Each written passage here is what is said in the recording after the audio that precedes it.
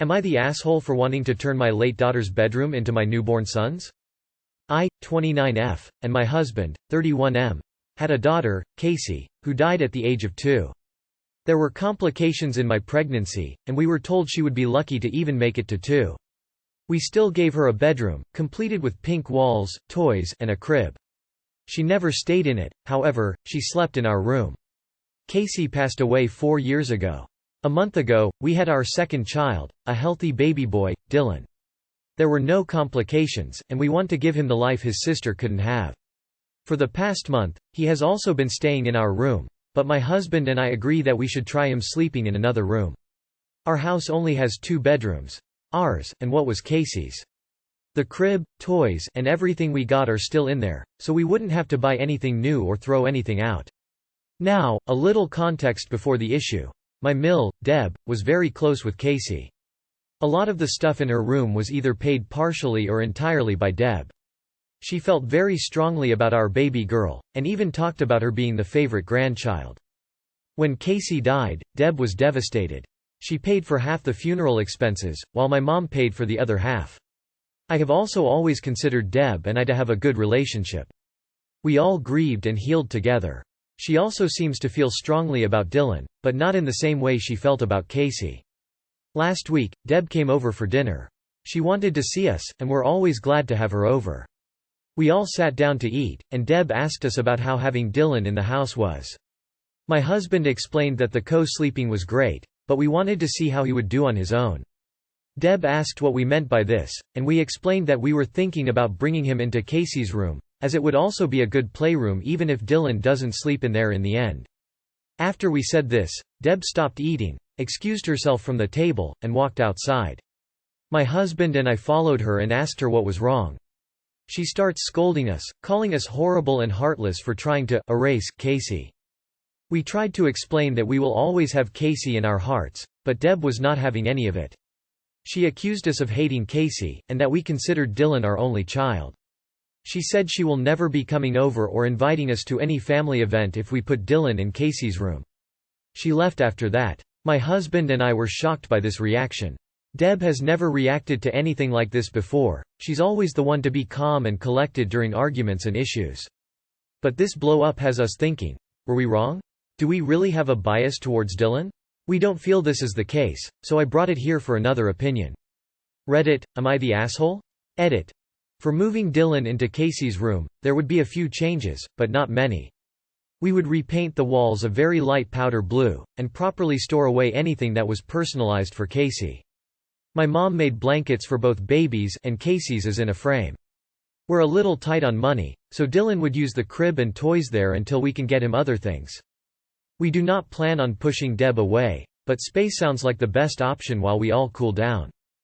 Not the asshole. Firstly, I'm sorry for you guys' loss. I know this is a sensitive subject, so I'll put it like this. Casey is unfortunately no longer with you guys. Whether the room is changed now or 10 years from now, that fact will never change. I understand Deb is hurt, but I'm sure you guys are too, so that's no excuse to act out. Deb is ultimately being unfair to Dylan and you guys. This is something she should be supporting to help you move forward for Dylan. Ultimately it's up to you guys, and Deb needs to respect that or keep her distance. Again, sorry about your baby girl. Not the asshole. How did you go from being 18 years old 11 months ago to 29 today? Not the asshole. This is about you and doing what's right for your immediate family. Doing right by your son does not equal doing wrong to the memory of your daughter. You cannot afford, nor are you required, to maintain a shrine to your late daughter for your mill. Your mill does not sound as though she has accepted her grandchild's death. I am so sorry for your sad loss. Clearly you loved Casey very much. It's wonderful that you have Dylan now and that you have this beautiful new opportunity to find joy in your lives as his parents. I understand Mil's grief, but she is really overstepping here. You are most definitely not the asshole for wanting to take the best care possible of your baby boy and make the best life for him. He absolutely should have that room. Am I the asshole for agreeing to babysit my friend's kids on my day off? My boyfriend, M36, and I, F29, have been together for a year. We moved together last month. We don't have kids and we are not planning on having them. Both of us work 5 days a week, But my days off are always Thursday and Friday, while his days off varies from week to week, so our days off don't always match, and it's possible that they don't match for weeks or even a couple of months if we are unlucky enough. So, last week my BF's days off were Friday and Saturday, and mine as usual were Thursday and Friday, which meant both of us were free on Friday and we were pretty excited to enjoy our day off together. It was our first day off together since we moved together. We didn't have anything planned, but I was looking forward to laze around with him the entire day. Friday, at 2 a.m. I received a call from my best friend, F29. She was crying because her husband, he is a truck driver, was in a traffic accident. The accident was in a city 8 hours away, and he was taken to the nearest hospital in a really bad shape. My friend said she and her mill wanted to leave to the hospital right now so they could be there by mid-morning. My best friend has a 10-month-old son, and she said she obviously can't get a hold of her usual babysitter at 2 a.m., so she asked me if I can watch her son for a few hours until she can reach her babysitter. Now, I'm also not a huge fan of kids, especially babies. I don't know how to deal with them, but this was an emergency and I understand it's probably impossible to get a babysitter at 2 a.m. My friend had never asked me to babysit before as she knows I'm not good with kids, but this is an emergency and what are friends for, right? So, I said yes and I told her she could drop the baby at my place. As soon as I disconnected the call, my boyfriend told me he couldn't believe I agreed to babysit and that he didn't want a screaming baby in our house, that it would ruin his day. I agreed he shouldn't be forced to interact with the kid against his will. After all, I was the one that agreed to babysit, so I called my friend and told her I will babysit at her place instead. My boyfriend got angry at me again, but I left anyway and went to my friend's place. My friend called the babysitter at 8 a.m., but she said she wasn't available until noon. So, I ended up babysitting from 2 a.m. until noon. When I returned to my place, my boyfriend was still angry at me. He said I ruined our day off together as I was missing half the day to go babysit a kid that's not even mine. I tried to explain that I was just trying to help my friend. He has been ignoring me since Friday. He said it was clear to me my best friend is more important than him as I picked helping her over spending the day with him. I told him it was not matter of who is more important, but he is still upset. I understand I missed half a day off with him and that we might not get another for a few weeks, but I think it was a special circumstance. My best friend needed my help. Am I the asshole?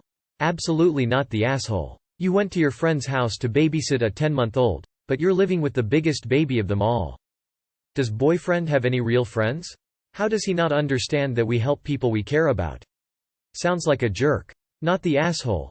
How can he be 4 years from 40 and still be this selfish and not understanding? It's not like any of this was planned.